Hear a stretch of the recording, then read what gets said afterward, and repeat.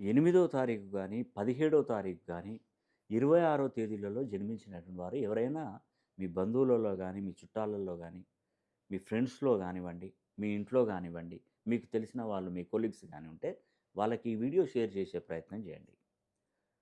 ఈ 8వ నంబర్‌కున్నటువంటి శక్తి మరే ఏ ఇతర నంబర్‌లకు ఉండదనే నేను భావిస్తున్నానండి. వీళ్ళలో శక్తి అపారంగా ఉంటుంది. కానీ దాన్ని వినియోగించుకునే విషయంలో వెనకబడిపోతారు. చదువుకునే పిల్లలైతే చాలా వెనకబడిపోతుంటారండి. శక్తి వినియోగించుకోవడం. మనకు ఒక గొప్ప మహానుభావుడు మన భారతదేశానికి రాష్ట్రపతి అయినటువంటి అబ్దుల్ కలాం గారు. స్వర్గస్థులై ఎక్కడున్నాడో అతనికి శతకోటి వందనాలు. ఆ మహా వ్యక్తి ఏమన్నాడంటే, మన బ్రెయిన్‌ని మనం కొంతే యూజ్ చేసుకుంటున్నాం. మన బ్రెయిను ఒక 1000 సిస్టమ్‌లతో సమానం. 1000 టెరాబైట్లతో సమానం. కానీ మనం దాన్ని యూజ్ చేసుకునే ప్రక్రియ చాలా తక్కువగా ఉంది. దాన్ని యూజ్ చేసుకోవట్లేదు. మీరు ఒకవేళ యూజ్ చేసుకొని చూడండి, అపారమైనటువంటి శక్తి మీలో కలుగుతుందని ఆ మహానుభావుడు, గొప్ప మహానుభావుడు చెప్పాడు. అంతేనండి.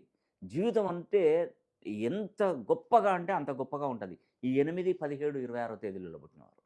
వినియోగించుకోవాలి. ఆ వినియోగం లేకపోతే ఏదైనా పని చేయదండి. ఇప్పుడు మీరు ఒకరి కింద పని చేశారనుకోండి, వాళ్ళు కోటాను కోట్లు కొల్లగొడతారు. ఎవరు? మీ తెలివితేటలతో కొల్లగొడతారు. మిమ్మల్ని మీరు తక్కువ అంచనా వేసుకుంటారు ఎప్పటికైనా. నా జీవితం ఇంతే, నా డబ్బులు రావు నాకు, నేను సంపాదించలేను, నా పిల్లల్ని చదివించలేను అని మీరు ఆ మనసులో పెట్టుకొని ఎప్పుడు కూడా పడిపోతూనే ఉన్నారు. మీరు నమ్ముతారో నమ్మరో, పాడైనటువంటి గడియారానికి కూడా రోజుకి 2 సార్లు టైం చూపెడుతుందది. పాడైపోయింది, నిరుపయోగంగా పడేసింది. ఆఫ్టర్ ఆల్ నిరుపయోగంగా పడేసినటువంటి ఒక గడియారము మనకు రోజుకు 2 సార్లు టైం చూపెడితే, మన మానవుడు ఆ గడియారాన్ని కనుక్కున్న మానవుడిని మనకెంత పవర్ ఉండాలండి? ఇదేనండి. మన జీవితం ఇక్కడే పోతుంది మొత్తం టోటల్‌గా. ఫస్ట్ మీరు మీ టాలెంట్‌ని మీరు తక్కువ అంచనా ఏసుకోకండి. బయటికి రండి. ఇప్పుడు కోట్లు, వందల కోట్లు, వేల కోట్లు, లక్షల కోట్లు సంపాదించిన వాళ్ళు ఆకాశం నుండి ఏమన్నా ఊడిపడ్డారా? భగవంతుడు వాళ్ళని ఏమన్నా సెపరేట్‌గా తయారు చేసి కిందేసాడా?